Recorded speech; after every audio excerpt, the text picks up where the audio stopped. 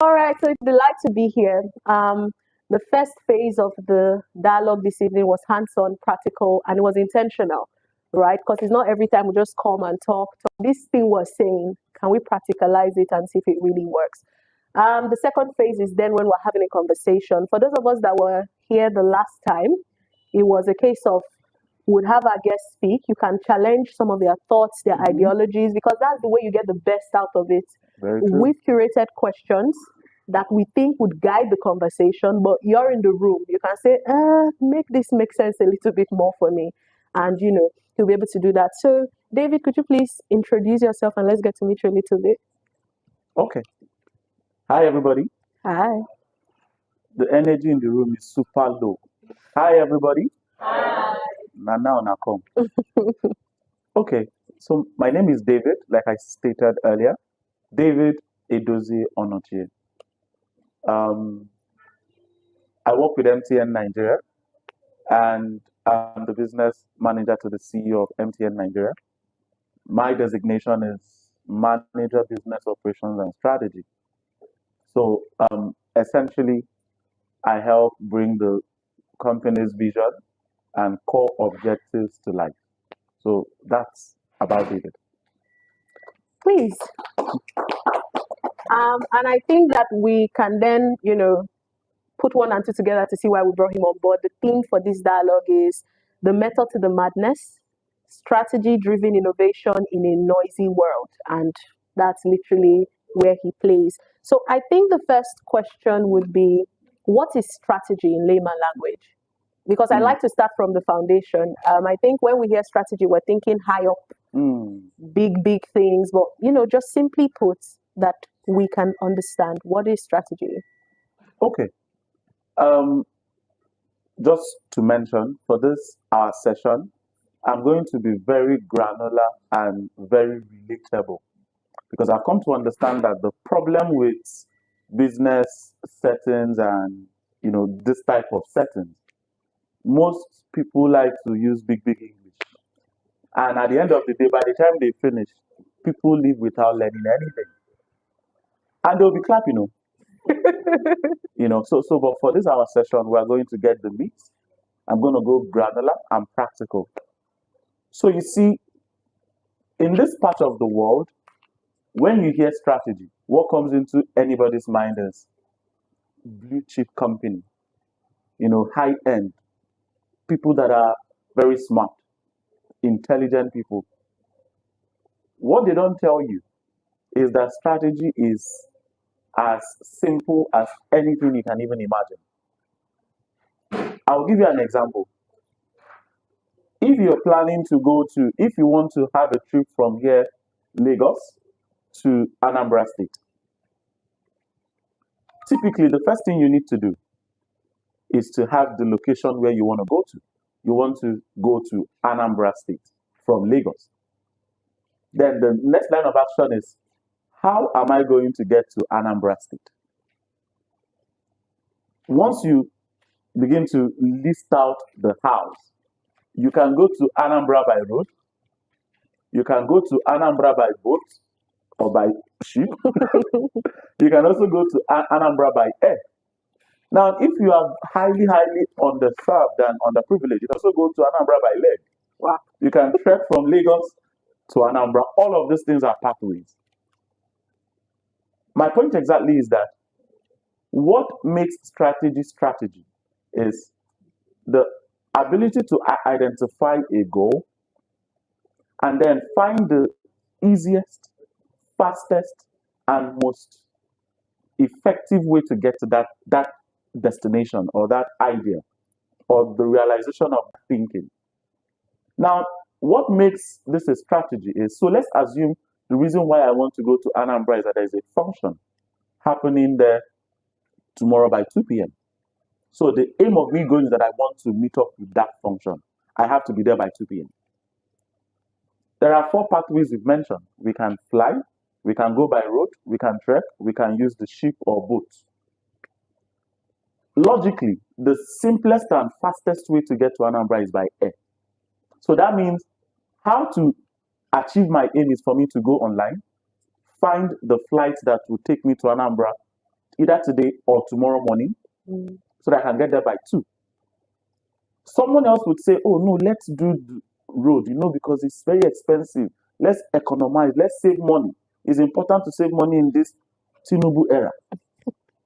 You now decide to go by road. By the time you get there, the function has already ended.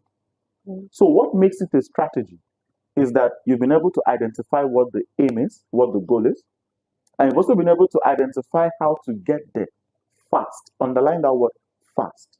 That's what is strategy. So in a layman's term, strategy is knowing where you are going to, knowing how to get there, and very important, knowing exactly the resources you need, the energy, the effort you need to make it a reality fast. That is the simplistic way to define strategy. If you go online and meet maybe on YouTube, they will give you all these big words. Strategy is an orchestration, is the development of a vision roadmap. Now, just to confuse you, this is strategy. And many of us apply strategy in our day-to-day lives without even knowing that that is strategy. Hallelujah. Interesting. So let's keep it moving. In your experience, what's the first thing people get wrong when they're trying to innovate strategically, and what should they be doing instead? Okay. What's the first thing that people get wrong? Yeah. I'm going to answer this with a couple of examples as well. So in the world of today, one thing that I've come to realize that people get wrong is that people like to follow the trend. People like to follow what is trending, what is evolving, what is the buzz. How many of us remember NFTs? Yeah. How many of us bought those crap? Do you know that back in the day, I think it was sometime last year, everybody was talking about NFTs. Buy this picture, it is worth $800,000. Buy this one, this wristwatch design, it is crap. Buzzwords. People were like, I had a friend that almost emptied everything he had because he saw NFTs as the future for his business. So one major challenge is that a lot of people like to go with the trend. They like to do what is trendy as opposed to sitting down, identifying what the problem that they are trying to solve. What makes MTN MTN? We are not everywhere in the sense we are not in every business. You don't find us in the market. You don't find us on the internet screaming, come and buy my market. I am selling this one. We have a well-tailored vision. We want to make connectivity accessible to everybody. And we are doing everything possible to make sure that that connectivity gets to everybody. So you see, you have to first identify that trends are not always the reality. They are not always the destination. During COVID-19, so many startups, so many fintechs launched. Everybody wanted to create an app. I had a guy that was living in my den. So he lived downstairs. All he was saying that there's this app. Once we build it, I was like, Oga, this app you're building, what is it going to solve? Nothing. It's just an app. Let's build it. And they put in a lot of money. We had so many people build apps that nobody is using. Check your iPhone. You probably downloaded so many apps back in the day that you've never opened. Why? People do not understand that for strategy to be effective, there must be a problem you want to solve. There must be a pathway to solving that problem. If today you pick up your phone, your MTN-enabled phone, and you make a call, let's say throughout today, you want to make a call, and you did everything possible, it's not connecting. You do the same thing the next day, you're not able to make calls. it's obvious that what we have promised you as value, we are no longer delivering it. So you are right in your own terms to want to switch to a competitor.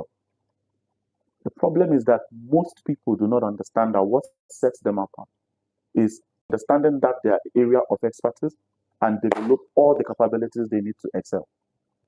That's it. Interesting. So you're talking about how, people just go with the noise and the trend. Mhm.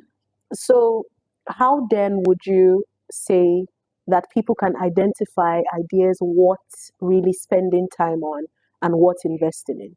Especially in the times that we are in a world with a lot of noise and everybody trying to jump on the latest trend. All these your questions there. Okay, so how many of us know of a company known as Netflix? Yeah. If you don't know Netflix here, just carry your bag and be going home. So, do we know that before Netflix became a streaming company, it used to be a DVD rental company? Right. How many of us know that? Interesting.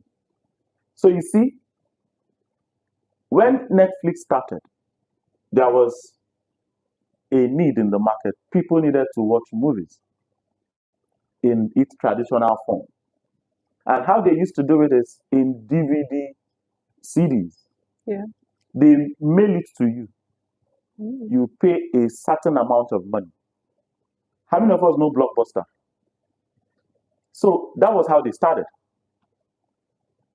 Now, today, if you meet a normal Gen Z, and you mention Netflix, they will not even imagine that Netflix used to be this. Mm. All they know is streaming, Netflix and chill. But that company saw an opportunity. They saw the future.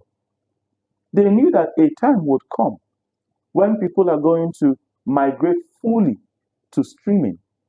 So they identified, first things first, they identified what the problem was, which is people needed specialized content, they needed control, they needed convenience.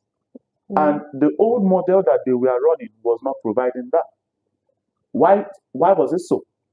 The old model, you rent a movie, it takes days for it to get to your mailbox. By the time it gets to your mailbox and it stays more than the required day, maybe a day or two, it starts to accumulate fees. Mm. If something happens, let's assume you were sick, you were not able to send it back, it will accumulate fees that you will need to pay afterwards. Mm. So you see, these were all the bottlenecks. Netflix saw that we needed to close that gap. They started to develop expertise that would require them to move into streaming. The first thing was to identify the problem. The second thing was for them to build special capabilities that will require them to make that migration. And the last thing they did was to build a differentiation. That is, they were able to set themselves apart from the rest. How? Today, you go on Netflix, they have specialized contents that they produce themselves. So you see, that is strategy at its finest. What are they doing today? They are leveraging data, your data, my data, to do what is called active personalization, to keep you streaming. That's why once you open a new Netflix account, any movie you choose, I am sorry for you, the rest of the suggestions you will get will be movies in that light. Mm. Or yes. So my point exactly is, in this time, if you must, be different, if you must apply strategy, like I stated earlier, it's super important to identify what the problem you're trying to solve. If you do not have a clear picture of that problem, do not venture into it. If you do not also have a clear picture of the capabilities you have in that moment, or the need that you might need, let's say you might need to outsource, do not venture into it. And then, of course, the last, you need to have a differentiation framework. What differentiates you from the others? If you would allow me, it's important I also say this. How many of us know of a company known as Kodak. Yeah. Who knows why they failed? Anybody? So you see that word? Exactly. You see that word innovation. Most people thought or would think that the reason why they did not innovate was because they did not know that the future was coming. They knew. In fact, they were the first company to invent the digital camera in 1975. They knew. They developed the future. They kept it. Why? The film product was their cash cow. And they did not want anything that would jeopardize that cash cow. They wanted to continue to make money from that cash cow. What they don't understand is that times, number one, time does not wait for anybody. True. Number two, consumer preference continues to change as the day goes by. As we are here now, by this time next month, I promise you, there will be so many different things in the market. People's appetite will change. Yeah. What killed Kodak was not that they were not innovative. What killed them was that they did not have what I call strategic courage. What is strategic courage? Exactly. I was going there. You can know the strategy. You can have it written out. That part of the Bible that says, write down the vision, that he that will read it will be able to run with it. You can have it written down. You can have it documented. But if you don't run with it. So it takes a lot of courage to run with a vision that has been given to you. It takes a lot of courage. You have to step out of your comfort zone. You have to move with all the insecurities, with all the fear. You must move. All Kodak needed to do was to have launched that digital camera. That's all they needed to do. They sat on it. Players like Canon, players like Apple, today they have taken over the market. Kodak went into bankruptcy in 2012. This is a $31 billion company. Before Apple ever knew that there was something called life, Kodak existed. So what's the lesson here? The lesson, two key lessons. One, it is super important that you understand what you're trying to solve and you solve it fast. Two, you have to develop strategic courage. It's not enough to develop that strategy on paper. You have to develop the ability to move. You know, this is why most C students outperform A students. Because C students don't know what is analysis paralysis. As it enters their brain, bros, let's move. They are moved. They have entered Alaba. You are still talking. They are on TV. They are failing fast. They are reinventing themselves. But the A students will sit down. The hypothesis, you know, if you look at the y-axis, 2 years don't go. That's the problem. You know, so, but for someone that, especially in this our generation, we were celebrating ChatGPT not some months ago. DeepSeek, my God, out of the blues. So what that thing did is that it took OpenAI executives back to the drawing room, where they now needed to. I'm sure so many of us did not know that the Plus version and the Pro version that they launched, they did not plan to launch it this year. The reason why they launched it was DeepSeek was already holding them at the jugular. They knew that they needed to move with the pace of disruption. My point exactly is, you don't need to wait. That vision that you already have, move. Reinvent yourself as you're moving. Hallelujah. I like the signature ending all the time. But I think that's something critical. I think the emphasis on strategic courage. And I think that's where a lot of people fall short, including myself sometimes. You know, you have it all in your head, but the thing is, it doesn't translate to any value if it's still in your head or it's still in that journal. So you have like 4, 5, 6 journals just stacked with a lot of ideas. Till you then see somebody there like, you stole my idea. And there's this thing that it won't wait for you.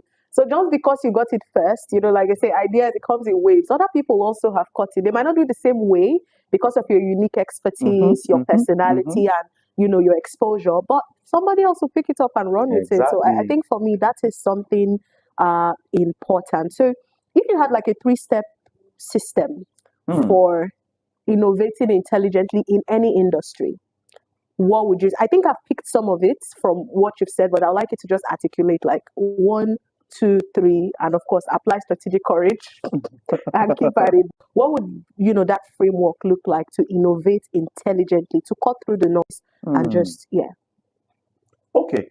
So, like I said, I'm going to be very practical. So, the framework that comes into my head right now is I want us to imagine, draw a triangle in your head. Do you have it down? Yeah. Good. On the top of that triangle, write desirability. Have you done it? Yeah. Good. At the left corner of the triangle, write feasibility. You've not done it, too. Okay, good. At the right corner of the triangle, write viability and differentiation. Now, this is the too much English. Let's break it down. That first one on the apex of that triangle that is termed desirability is what I want to do. This thing I am about to venture into, is it desirable? Are people, when people interact with it, would it leave them better than they were? Is it going to solve an innate problem at their core? That's the first one. Feasibility, which is on the lower end of the left. That idea, is it feasible? In other words, can it be done? Do you have the capabilities or the resources to do them? If your answer is, for example, do you have the capabilities to do them? And your answer is no. Can you out-resource that capabilities? If your answer is yes, then it is feasible. But if your answer is no, then it is not doable. Are we following? Yeah. Now we go to the right corner of that framework. We have viability and differentiation. Now, this is a very interesting part. This, my idea, is it viable? Is it different? Most times, people usually think different means first, means new. But that's not the reality. This, my idea, what's the differentiation tactics? How will people identify us in the market and know that this is us? How many of us know the song that is currently trending? Yeah. No. If you don't know this song, there's problem. Now, there's the young man that sang that song. I think Gaze Baba and Lawrence Oyo. Lawrence Oyo specifically has been able to differentiate himself in the Christian music industry. What are the key ways? Number one, he is into music. The chanting. Chant, yes. He's a psalmistry. Yeah. Wherever you see him, what do you see first? The band on his head. Yeah. That's his differentiation. Chant, psalmistry, and that band. So if I see Lawrence Oyo without any of these three things I've said, that is not Lawrence Oyo. That's what it means. So for that, your idea, what makes it different? Lawrence Oyo could have gone ahead to start singing like Frank Edwards. Right. He will not make an impact. So that is the three framework that will guide any strategic uplift or growth that anybody is seeking. It must be desirable, it must be feasible, it must be different. There must be a differentiation tactics. If not, you will be replicating what others have done. and you will be going to church every day asking Father, why? I thought you said that your children would be different. Why am I struggling? That is it. And I really like your emphasis on how innovation doesn't have to be novel. I think there's that thing that we've done to our mind. Like if it has to be innovation and it has to be never seen before, never done before, never heard of before, it has to be me, who's bringing it out first. And not necessarily. And just to bring it back home, even if we take a look at Opay as a brand, their innovation is so, well, I do not know what the technicalities might be back end to make the transfer between both parties happen so fast. But that's literally their biggest selling points.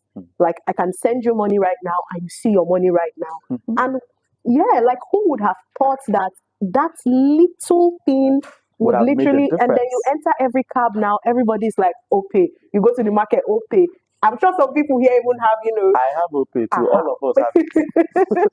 So I think that is also like a mind shift that needs to happen, that it doesn't have to be really big. It doesn't have to be major for it to make the biggest difference.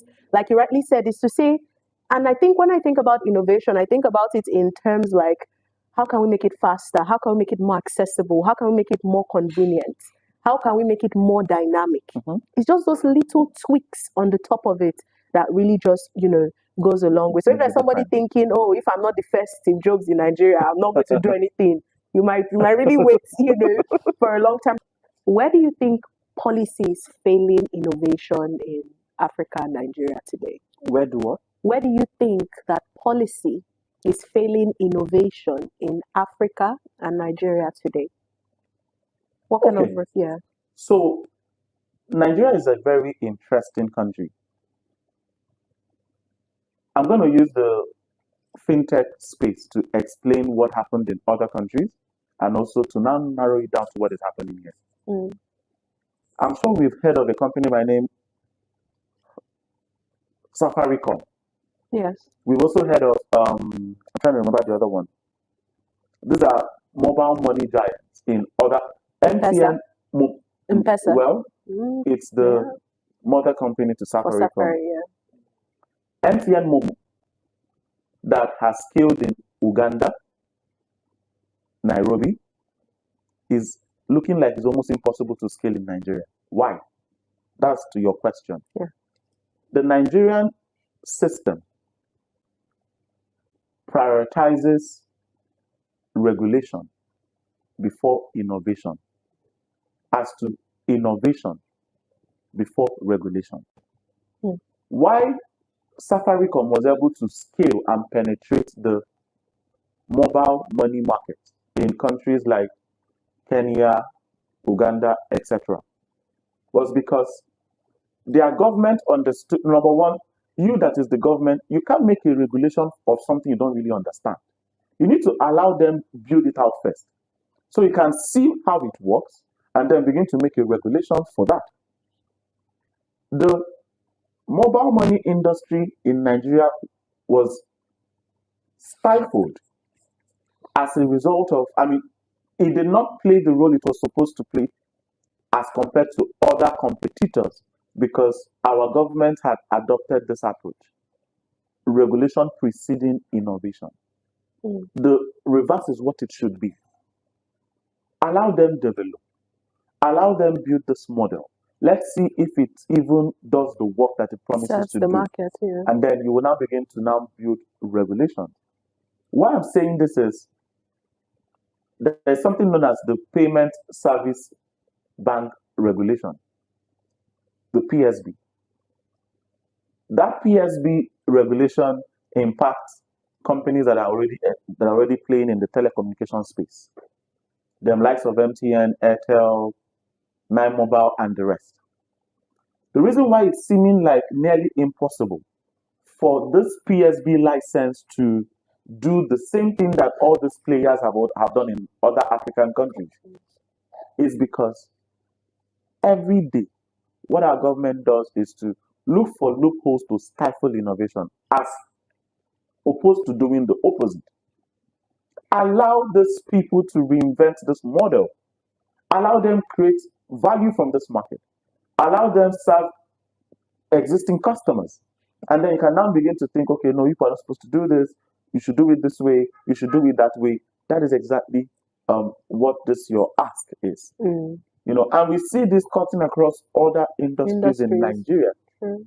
Agriculture industry today in Nigeria can begin to show you why this model that the regulatory body had adopted is what is stifling that industry. We have VCs, we have people from outside the country coming in with lots of liquidity. But when they see the regulation, they will be afraid. They will prefer to go to Ghana. They will prefer to go to South Africa. And that is why, as of today, it seems as if most of the VC guys, most of the private equity guys, they are going to other West African countries. FMCG, I promise you, you go to countries like Cote d'Ivoire, you go to Ghana, you see what the FMCG sector is doing. In Nigeria, it is dying. We are having FMCGs packing up every month and leaving the country.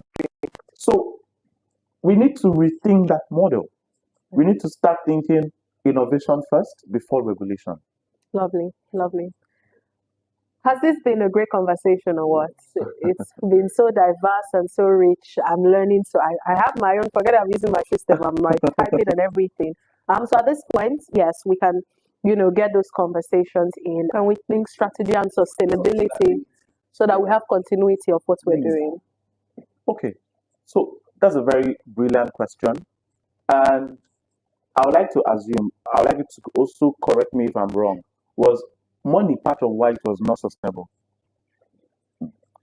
I'm going to answer this from a church perspective so you can begin to understand this deeper. Have you ever wondered why the churches of today operate the way they do? I will give you an example. You look at the likes of Harvesters, the likes of Celebration Church, the likes of Covenant Nation, Elevation, all of them. These churches are usually at the center of a very open, for example, they are always on the road, easily accessible. You can see the church even if you are blind. There's nothing you will tell me that you will not know there's an Elevation Church on this Lekki Expressway. You know where CCI is, you know where Harvesters is. Easy access. That's one. Two, most of these churches at the nascent stage, they understood what is known as the partnership financing model. One of the ways that God tests your faith is how encouraged, how excited are you to share this vision with people that you believe that can give you money?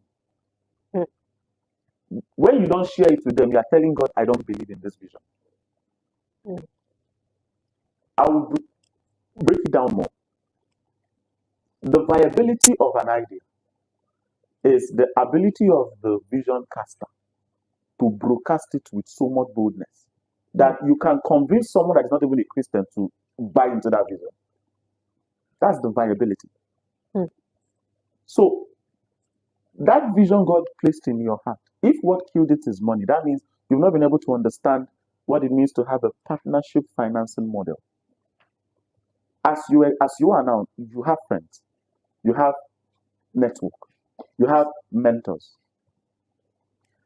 Did you package that your vision in a way that you can present it to them, and they will say, I love this idea, let's do this.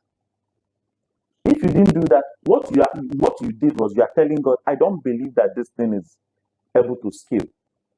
I don't believe it is sustainable. That's what you're telling God. But if you believe that it has